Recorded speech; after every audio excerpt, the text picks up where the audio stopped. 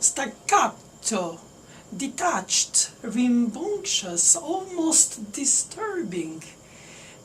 Beethoven's early Haydn style is filled with this irony and humor that Haydn had himself.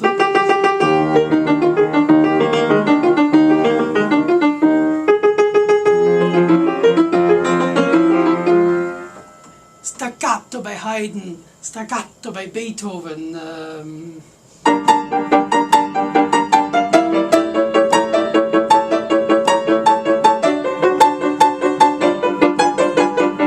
First concerto by Beethoven. In the case of the first sonata by Beethoven, the staccato is directive. It's almost like a detached, connected phrase. As if there is a bridge.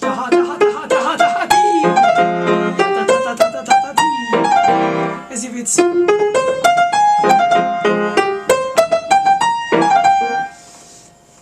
In fact, it should be played pianistically by not depressing the key, but picking the cherry, just scratching like a cat would do,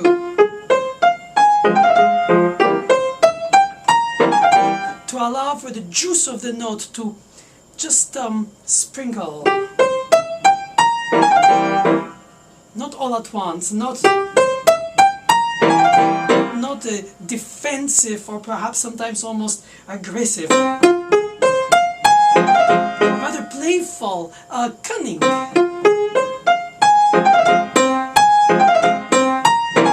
And also think about the direction of the line for the ascension of the interval between the first upbeat and the downbeat that follows the next bar, the sixth, the ascending sixth. That's the irony, because normally the ascending sixth is the tender element of the interval. But with little bit of drops of love, operatically.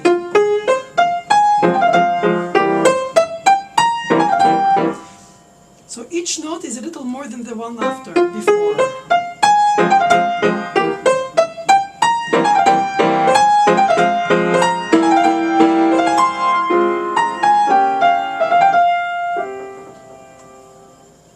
To which in the beginning he answers with a dominant in C minor.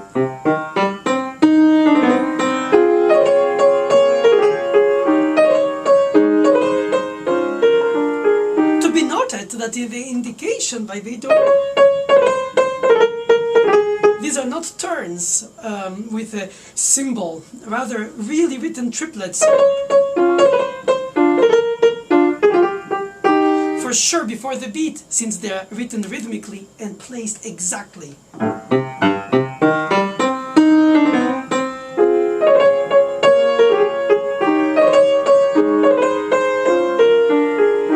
One should be attentive as a pianist to think string quartet and have a dialogue between two parts, violin 1 and 2. Violin 1, 2, under. And then really on top for the first, and in tutti.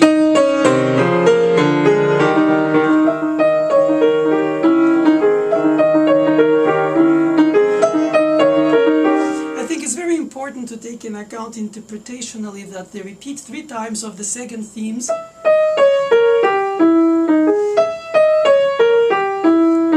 Harmonic minor descending scale, specifically with the augmented second, which adds to the expression. If not, it would have been perhaps too natural. A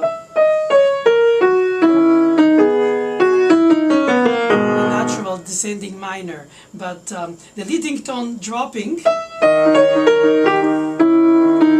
the augmented second might not be legato, but just subphrased.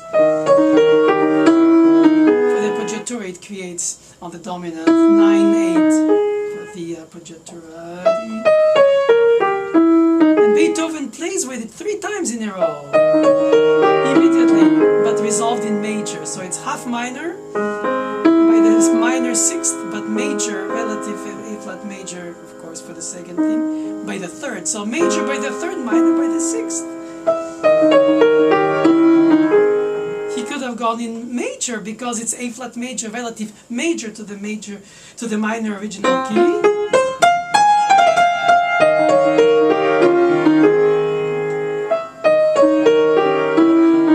So it's neither nor A flat major nor A flat minor, is A flat half major, A flat half minor, whichever way you look at the glass, full or empty.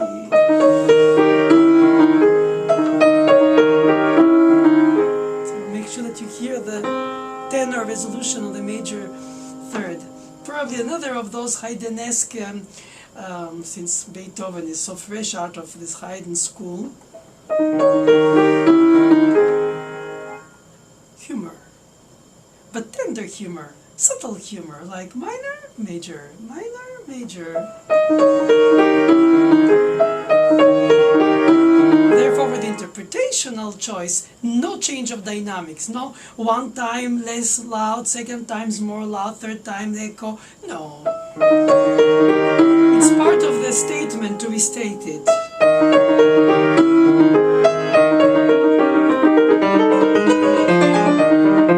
In left hand, you must show the bass line and the King Alberti's accompaniment softer.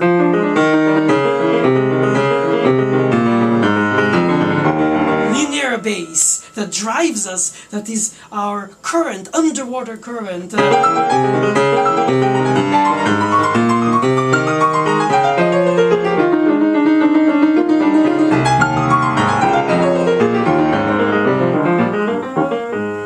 So when he concludes the exposition,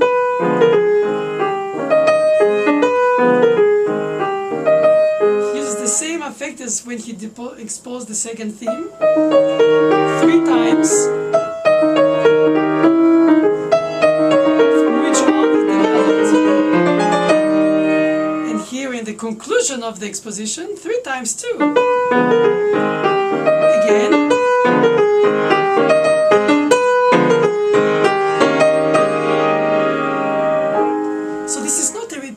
It's not boredom of sorts. No, it is an insistence. That's quality of developmental attitude. I want to tell you how much this means to me.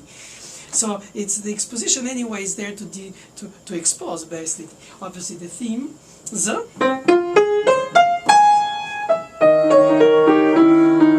certainly the second theme is quasi the first.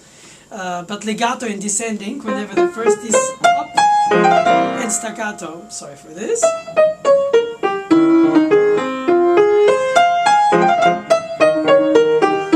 They're not quite interchangeable, even if it's playful to think of it. And in the broken octave, always pulse the bass and softer the thumb, as if the thumb replays in the key. For the ostinato,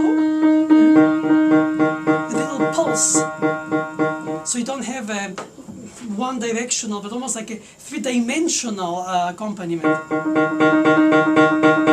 And inside the repeated notes of the bass, it should be also in a little progression. 1, 2, 3, 4, 1, 2, 3, 4, 1. 2, 3, 4, 1. So it gives a dynamic element in the stagnant broken octave ostinato. Once you display all these elements and you speak them like I try to say them, they become so many, obviously. But once they are played in their proportion, they become a delicious miniature.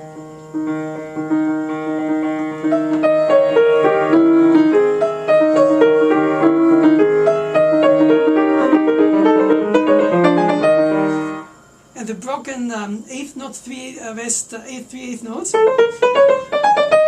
should be also played without delay and a slight pulse on the beat. And never by mistake or by omission an attack on the first note which comes after the rest. No, no, no, no, no, no, no, no, no, no, no, no.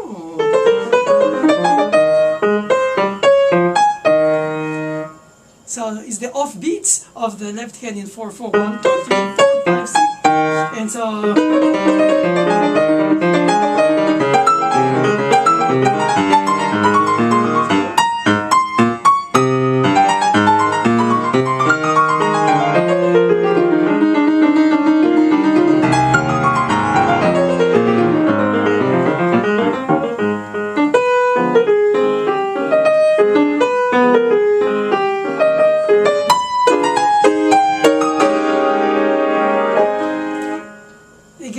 conclusive element, it's so interesting to observe. He has this descent with, for the sake of the naming of the notes, C flat, D flat, A flat, dropping, and in the left hand, ascending in the tenor, B natural, going to C, when the C flat goes down to B flat.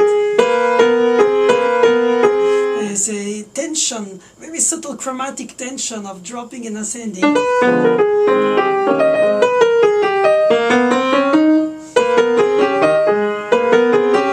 Of course, played like this, it sounds colliding. And this is subtly displaced.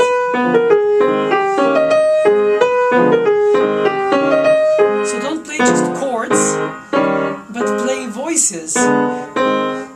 Especially it's easier because it's in the thumb, usually louder. Again, it has to be brought in down into the proportion of what it is, which is a conclusion of an exposition, and it's only an accompaniment part. Therefore, it will be all together in mezzo piano.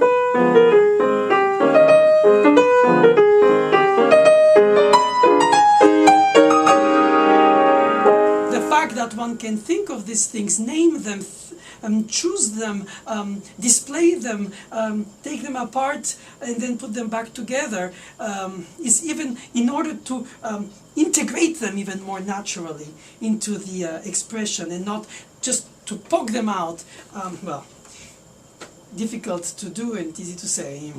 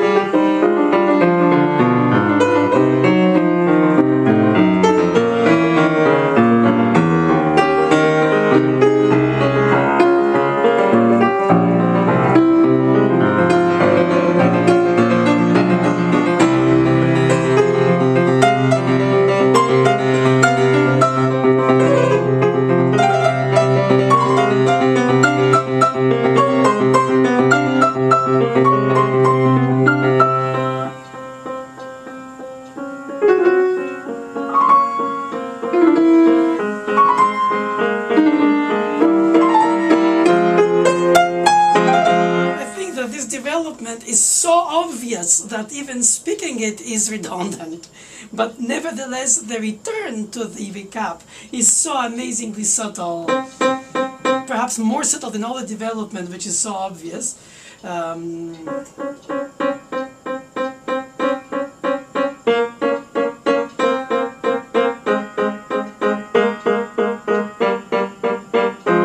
going from the dominant to the tonic with the suspensions. 7/6. You could say, oh, it's only a descending tetrachord from the dominant to the tonic with suspensions. And if it not, it would have been the thirds. So yes, it is trivially simple, perhaps even obvious in the most blunt way of speaking. But because he arrives in a way to make us listen to the attention he gives to the staccato again.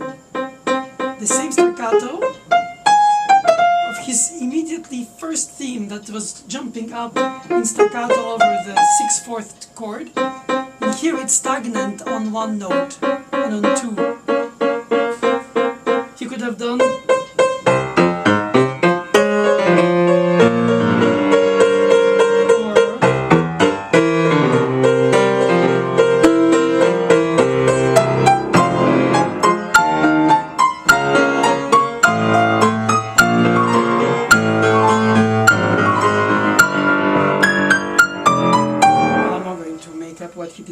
because there are good reasons for which he didn't do it, but the reason for which he all of a sudden centers everything on one note,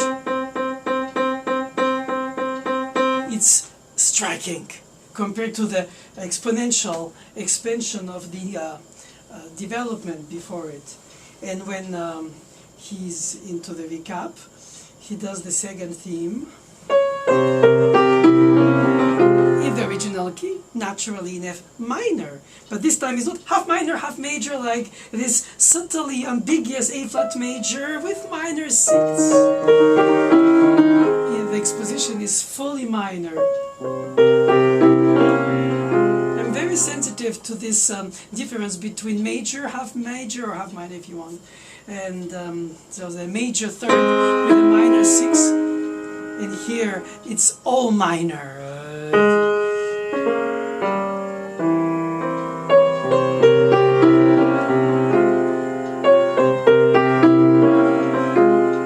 This like sense of abandon.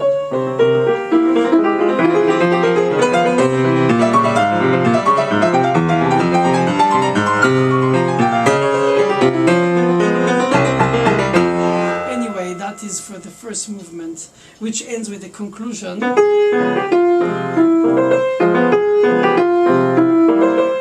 This time much less chromatic than the first time, with the harmonic spelling of C flat B natural. Here is not even just the German sixth, of course, Beethoven, German sixth, we call it German. I don't think he even knew to call it in such a country, but nevertheless, augmented sixth is the tension to reach the 6/4. If not, would have been.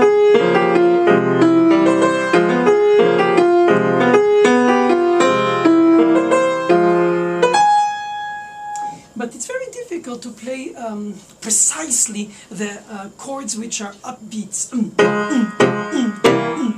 It's easy to slam them, one shouldn't. It's more interesting to pick it from the key and extract it and cut it just where it's supposed to be, preferably a nano 30-second before, to have this kind of rhythm of the interruption, ta, energy of the interruption, of the carving of the note, like a sculptor carving it and chiseling.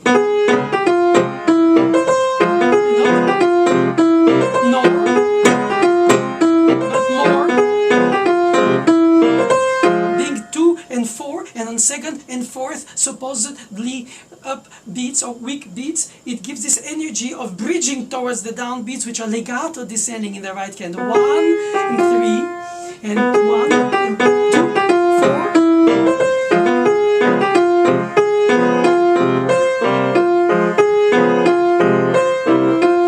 I don't play the chords as a package, but rather the voiced. The middle two softest, because they are the common notes, they don't need to be repeated fully. They can be replayed in the key. And the melody of the accompaniment chord would be the tenor, the high male voice, and the bass. 6-5-1 in F minor, so.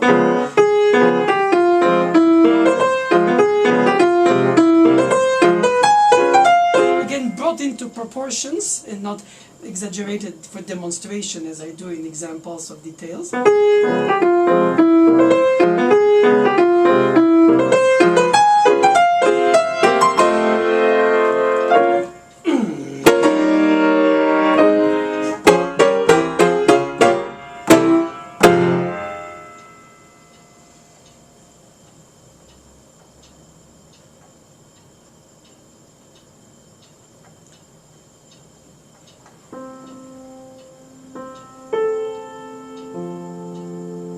Isn't it amazingly beautiful, the idea that the sonata, which of course has this enormous first F minor movement that exposes it and also affirms it and ends up by concluding in it, of course, establishing it. We could have had the second movement in a relative major, fully major hopefully.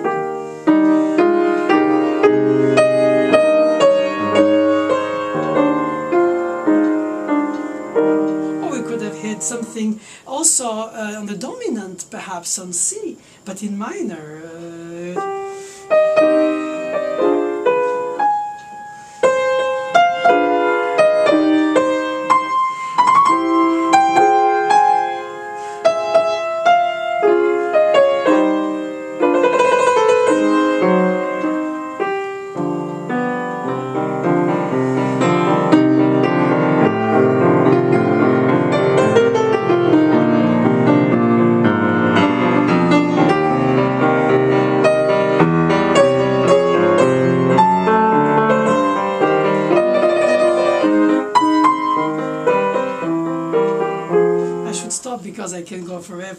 point is that it's meaningless.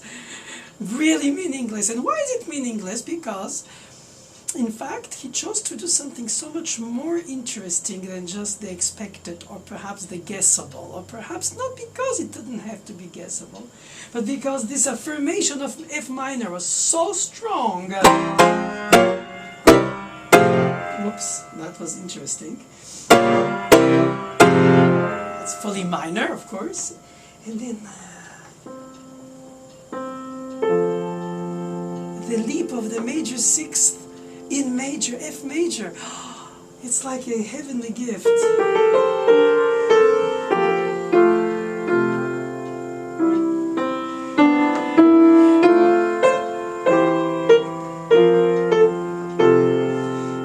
And he chooses this still gallant, so Mozartian, of the beautifully sung aria and ornamented and affected, and just let it sing. Isolated in the top. Yes, open to the major ninth.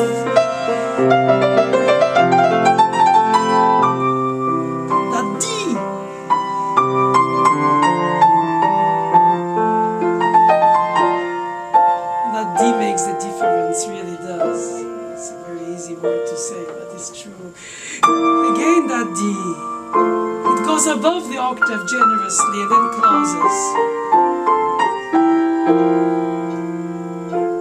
And then relative minor only now. In dialogue between two parts, while a string quartet.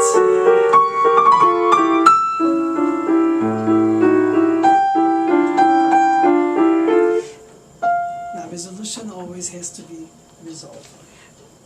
The opening in F major, in this particular first sonata of his youth, in the beginning of the 19th century's first years, only a decade or so after Mozart's death, is very strikingly, if not similar, at least it has a kinship. It's like in the same sisterhood, if you want, perhaps brotherhood, who knows which gender it is, but nevertheless, the minor, A minor sonata by Mozart, K310,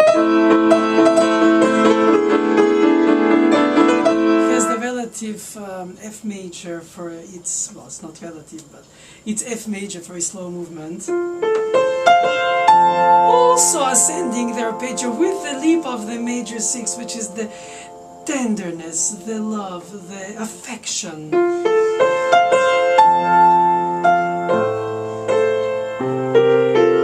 Just shining and so serene, so certain.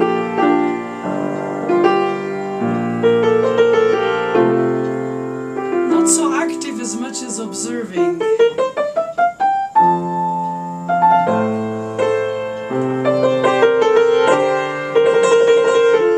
Mozart did this, and Beethoven does.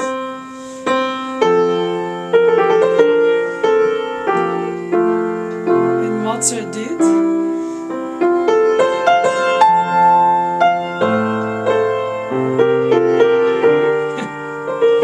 Talk about kinship. And these two sonatas, so slow movements in the same key, in the same mood, in the same almost mold, in the same family. Played a trick on me when I was young, I must confess. I remember being, as usual, very transported by my inspiration on stage when I was young as well. And I was working on both sonatas, happens to be, among other things, at the same time. While I was in the Beethoven sonata, I switched literally and honestly, unnoticedly by myself, into the Mozart sonata slow movement. But not in the beginning, rather somewhere in the middle. And it took me a few seconds to realize I'm in the wrong sonata, but it seems the same piece. And I searched for the next gate. I'm going to merge into traffic and return into the right highway, which would be the Beethoven's, because I was playing the Beethoven Sonata, and it's just oddly or strikingly or amazingly revealingly so. It didn't sound strange musically, except to those who know the music, of course, in the audience, because it's so much the same piece. If you open,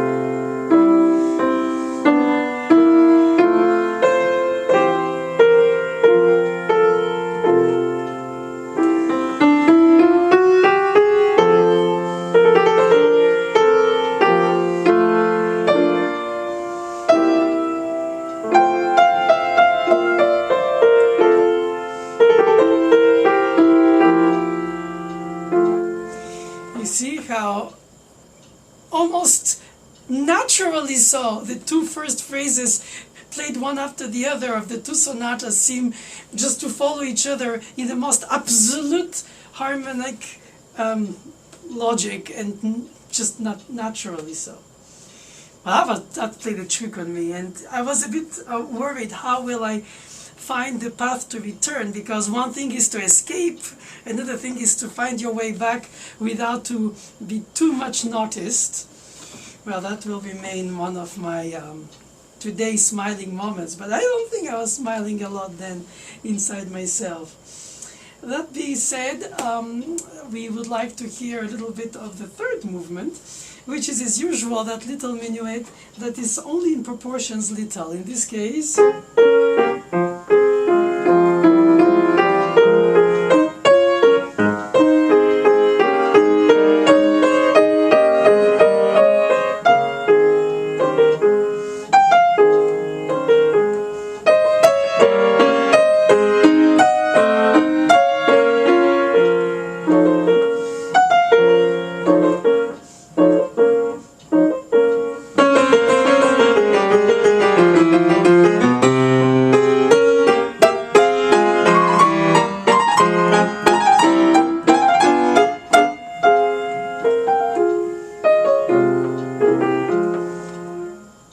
so perhaps Mozart didn't need a minuet, but Beethoven did.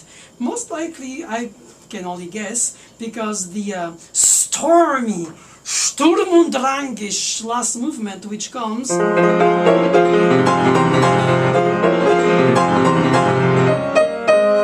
Beethoven, in his desire to just give a torrent of notes, like much later in 109 or in 110. And here already, but of course coming from this daydreamed, beautifully sunshined, sun-bathed slow movement, the contrast, even for a man like him who loved strike contrast, to pass by this sort of bridge or in between section, this elegant 2-in-1 phrase, with the middle section, the trio of it.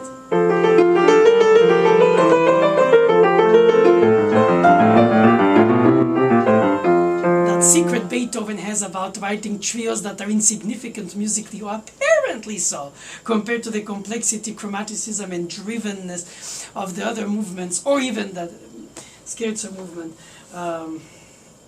One can argue that fact, of course. In 101, he's another late sonata, he has this kind of scherzo movement.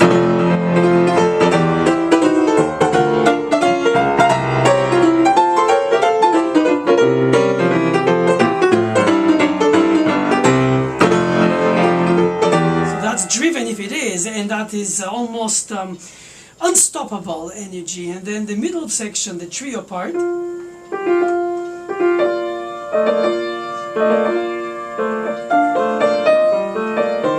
It's almost a musical rest in the beautiful sense of it. Not that it's empty and meaningless, of course. Nevertheless, it is a little bit less driven, less emotionally intense, and leaves us on a sort of standby mode waiting. And that's very difficult to play musically something which is not as driven, because you have to make it just what it is, not less, not more, but just what it is. Which is in fact a moment of rest. So I can catch my breath and go to the next excitement, or receive it rather. And that is something that can be said for this middle section too. After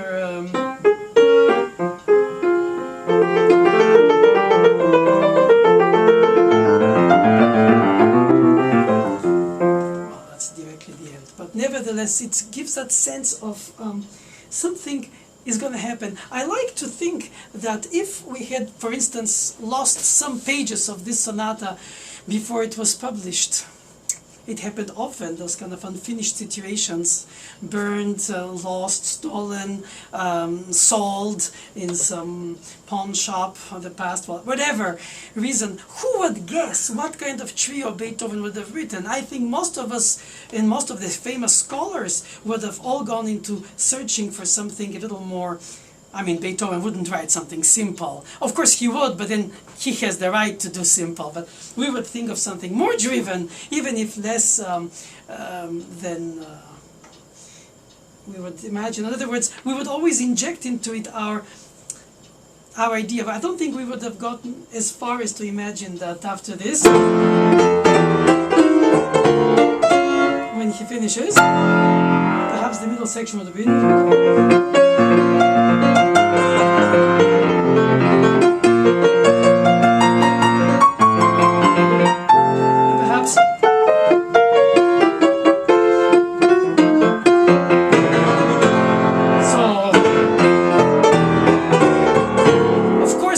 Driven as it is, but perhaps a little bit in between, or something.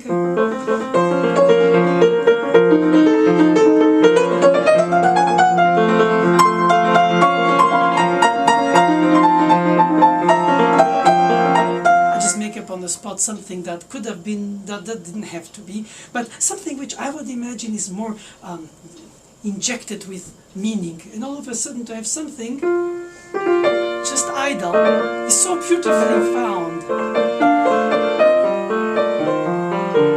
by the composer, and has to be so naturally displayed by the performer, whose heartbeat is still so involved with the earlier section. It has to find this Olympian calm.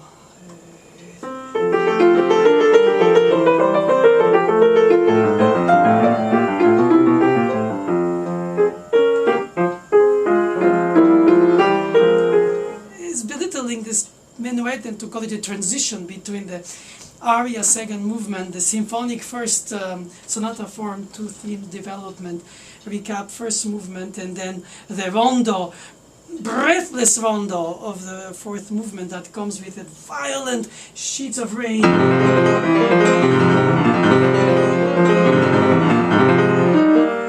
This kind of waves that overtake us.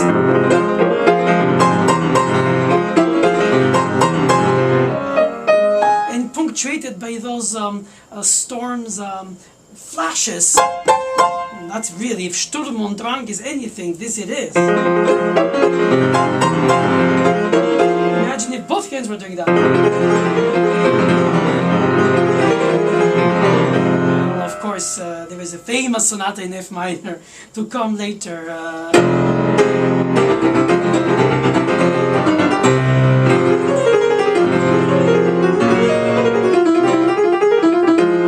Sonata.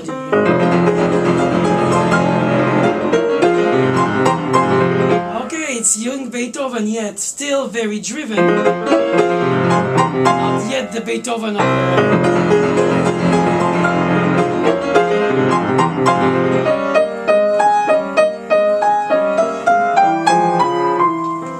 to keep chronology when we know our later pieces, and we put the earlier pieces in light of the later pieces, as if there is an obvious, well, all these things happen to all our minds. Sometimes we say, oh, this father looks like his son. Well,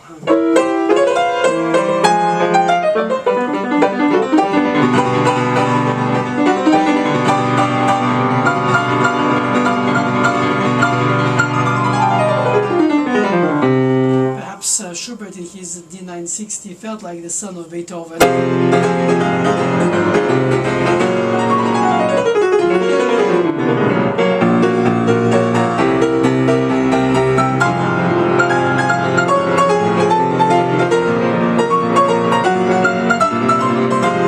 Driven like... not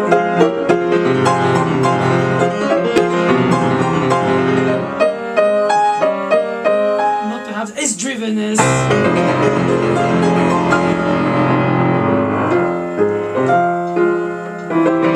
but the contrasts are there.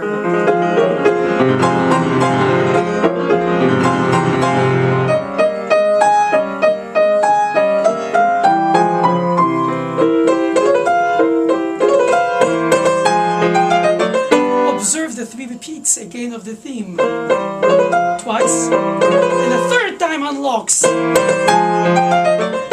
just like we had in the first movement. Second time, and third time is the charm.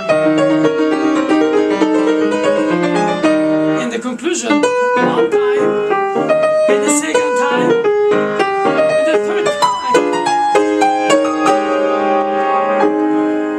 And in the fourth movement, he proceeds with this kind of repetitivity, a cumulative intensification. Repetitivity is like, I want, I need. And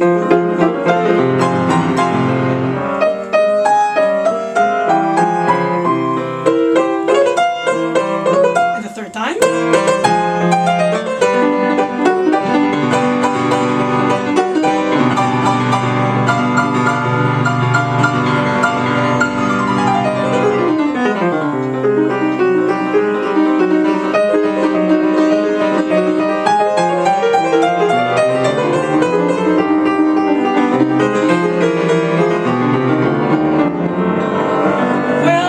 Tried that. I over voiced it. He didn't stem the bottom bass. The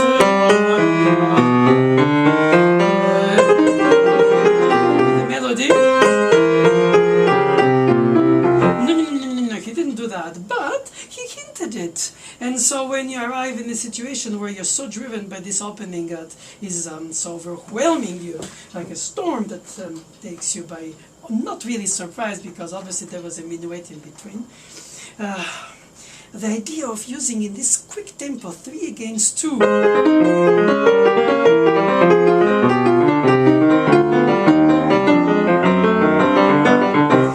is demonstrative of his desire to maintain, even in a soft dynamic piano, by the non-fitting one of two every other note, only fitting the two hands together, a sense of excitement, perhaps anxiety, but nevertheless not but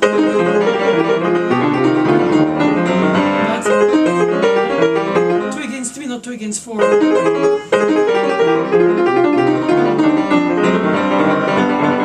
Of course he didn't do that.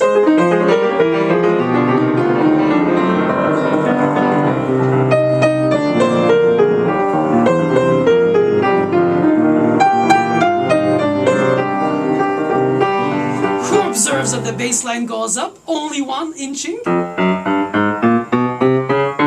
even if not by individual stems, but suggestive. While everybody else in the right hand drops.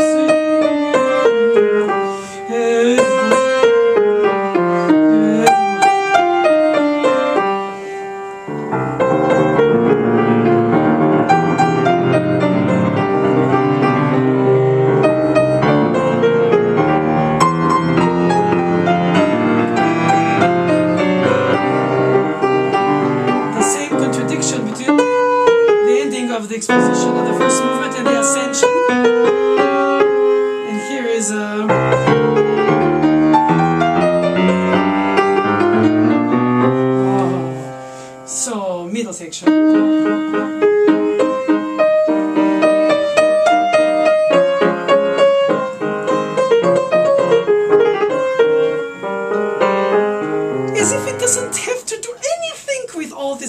of the first and fourth movement, especially the fourth.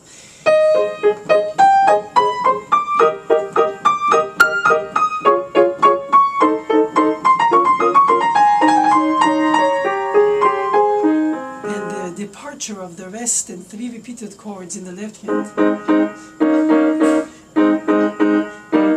gives it this kind of unsettled static movement, because in a way it's static because of the repeated notes of the chords.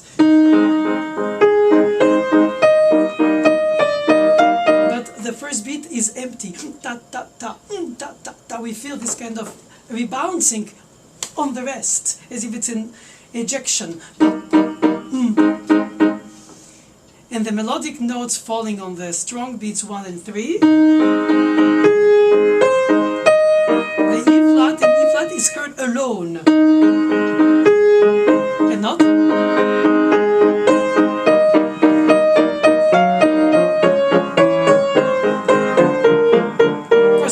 Objected had he written it like this, it would have been still incredibly beautiful, Beethoven-esque and everything, but not. So of course we marvel, oh, he's incredible, he's genius, how inventive, how creative, this rest on the downbeat that gives the impulse in the accompaniment and leaves the melodic first note in the right hand blossomed like soaring bird alone in the sky. Thankfully he didn't write.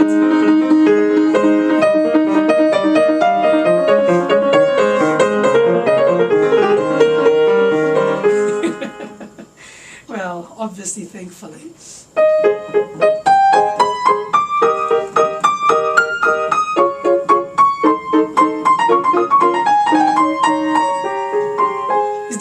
To play what is written, that less to observe what could have been written and not was not, or could have been or shouldn't have been not. Of course, this kind of thinking pattern as a sort of co-composer to understand why, where, and perhaps guess rather than understand he didn't or did what he did is a little bit silly, I confess. But it's very, unfortunately, very obviously teaching myself and my students how to appreciate it for what it is, and therefore do it at its maximum for what it is. That, in other words, the quarter note rest cannot be shorter or longer, and it has to be precise. And not just because it's there in the obviousness of the given fact, no. So in fact it makes us play better what is written. Not by default or by contrast of what it could have been, and not that everything else alternatively would have been banal and stupid, obviously not. It's just that composers make choices, we are the performers, and we are loving so much that we try to make sure that we organize ourselves so that all these elements of his universe fit right. And in the tempo, in the touch, in the articulation, in the rhythm, in the pulse, in the insinuation of the inner voice, if it's any, besides the tempo and the precision. So it's not either or, it's all of the above, and it should all just merge into what it is, which is just a simple accompaniment, but a very noble accompaniment, not a basic.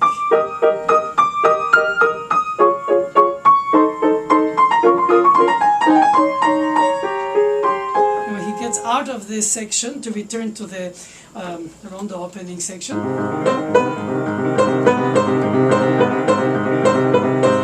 Well, not so many times, just 2 times.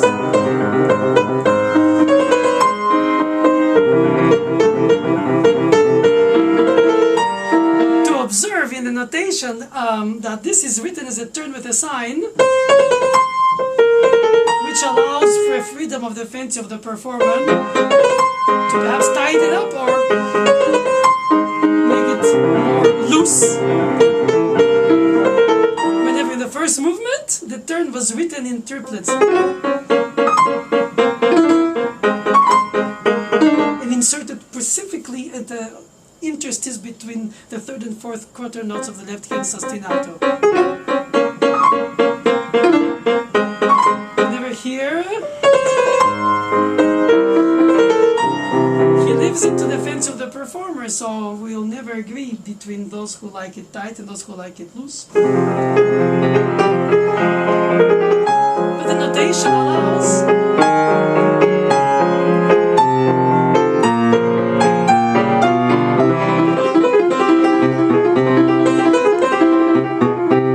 twice, and the third time, second, third time. Now you get the repetitivity, how accumulative it becomes, enticing it becomes, exciting it becomes.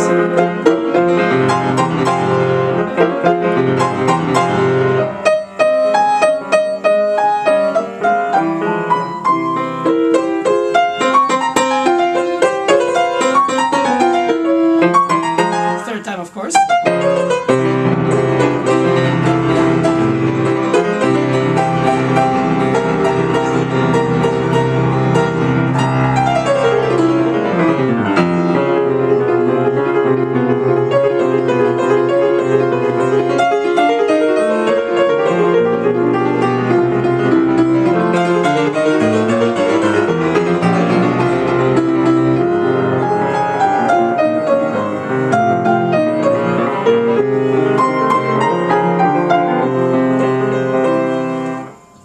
Of course, stop and start, think and re-practice, organize and disorganize in order to prepare it for the flow.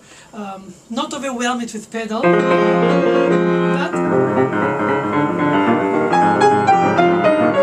stop and start doesn't help for the organization. So when I talk, of course, I interrupt. When I interrupt, I exaggerate the example, and then it ends up by sounding all very messy. But in fact, to be mostly finger pedaled without the right foot, but slightly overwhelmingly overstaying in the fingers. In the low register, it allows for clarity while harmonizing the arpeggio. For the pedal, it will be like earlier when I played. And besides, it disrupts the articulation of the descent of the octaves in the right hand. Gently sung, but not all legato. That is breathing, and this is filled with sauce.